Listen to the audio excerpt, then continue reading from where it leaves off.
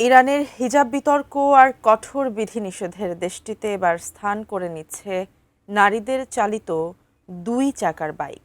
দীর্ঘ কয়েক দশকের আইনি লুকোচুরি আর সামাজিক দেয়াল ভেঙে ইরানি নারীরা এখন হাতে পাচ্ছেন বৈধ মোটরসাইকেল লাইসেন্স। তেহরানের রাজপথ কি তবে বদলে যাচ্ছে? আরও জানাচ্ছেন সাদিয়া সিদ্দিকা।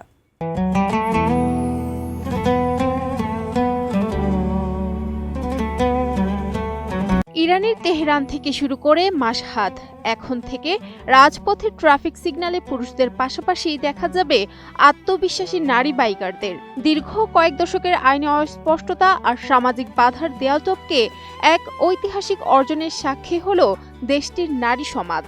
গত 4 ফেব্রুয়ারি স্থানীয় সংবাদ মাধ্যমের বরাতে বিশ্বজুড়ে খবরটি ছড়িয়ে পড়ে যে এখন থেকে ইরানের নারীরা আনুষ্ঠানিকভাবে মোটরসাইকেল চালানোর লাইসেন্স পাওয়ার বৈধ অধিকার অর্জন করেছেন। দীর্ঘদিন ধরে ইরানি আইনে নারীদের মোটরসাইকেল চালানো নিয়ে এক অদ্ভুত লুকোচুরি খেলা চলছিল। আইনের পাতায় এটি স্পষ্টভাবে নিষিদ্ধ না থাকলেও বাস্তবে কোনো নারী লাইসেন্স পেতেন না। এই আইনি ধূসরতার কারণে রাস্তায় কোনো দুর্ঘটনার শিকার হলে নারীরা আইনি সুরক্ষা তো পেতেনই না, বরং উল্টো তাদেরই দায় বহন করতে হতো। এই বঞ্চনার অবসান ঘটাতে সম্প্রতি ইরানের মন্ত্রিসভা ট্রাফিক কোড সংশোধনের প্রস্তাব অনুমোদন দেয় এবং ভাইস প্রেসিডেন্ট মোহাম্মদ রেজা আরেফ তাতে চূড়ান্ত সই করেন। কোয়ালিটি সম্পন্ন আন্তর্জাতিক মানের still bar CSRM, committed for better still.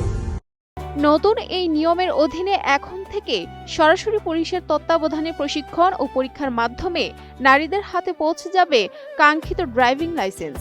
এই অর্জনটি কেবল একটি আইনি পরিবর্তনের গল্প নয়, বরং এটি দীর্ঘদিনের পুঞ্জীভূত ক্ষোভ আর আন্দোলনের ফসল। 2022 সালে পোশাক বিধি লঙ্ঘনের অভিযোগে মাহসা আমিনের মৃত্যুর পর ইরান জুড়ে যে নজিরবিহীন বিক্ষোভ শুরু হয়েছিল, এই সিদ্ধান্ত তার একটি প্রভাব বলে মনে করছেন বিশ্লেষকরা। সাম্প্রতিক সময় দেশটিতে সরকার বিরোধী বিক্ষোভ এবং অর্থনৈতিক অসন্তোষের জেরে যে অস্থিতিশীল পরিস্থিতি তৈরি হয়েছে, তাতে 3000-এরও বেশি মানুষের প্রাণহানি ঘটেছে।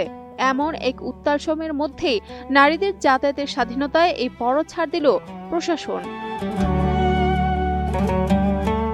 1979 সালের বিপ্লবের পর থেকেই ইরানের নারীদের জীবনে পোশাক ও চলাফেরায় কঠোর বিধিনিষেধ আরোপ করা হয়। জনসম্মুখে মাথায় স্কার্ফ দিয়ে ঢেকে রাখা এবং ঢিলেঢালা পোশাক পরার বাধ্যবাধকতা এখনো বহাল থাকলেও ইরানের বর্তমান প্রজন্ম সাহসিকতার সাথে সেসব সীমাবদ্ধতাকে চ্যালেঞ্জ জানাচ্ছে। বিশেষ করে গত কয়েক বছরে লাইসেন্স ছাড়াই বহু নারী রাজপথে মোটরসাইকেল ও স্কুটার চালানো শুরু করেছিলেন। সরকারের এই আনুষ্ঠানিক স্বীকৃতি এখন সেই নারীদের আইনি বৈধতা ও নিরাপত্তা নিশ্চিত করতে যাচ্ছে। এদিকে এটিকে কেবল একটি যানবাহনের লাইসেন্স নয়, বরং ইরানের রক্ষণশীল সমাজ ব্যবস্থায় নারীদের নিজেদের অধিকার বুঝে নেওয়ার এক বলিষ্ঠ স্মারক হিসেবে দেখছেন অনেকে। এর মাধ্যমে দেশটির অর্থনৈতিক ও সামাজিক কর্মকাণ্ডে নারীদের অংশগ্রহণ আরও গতিশীল হবে বলে আশা করছেন তারা। Sadia Siddika, ATN news.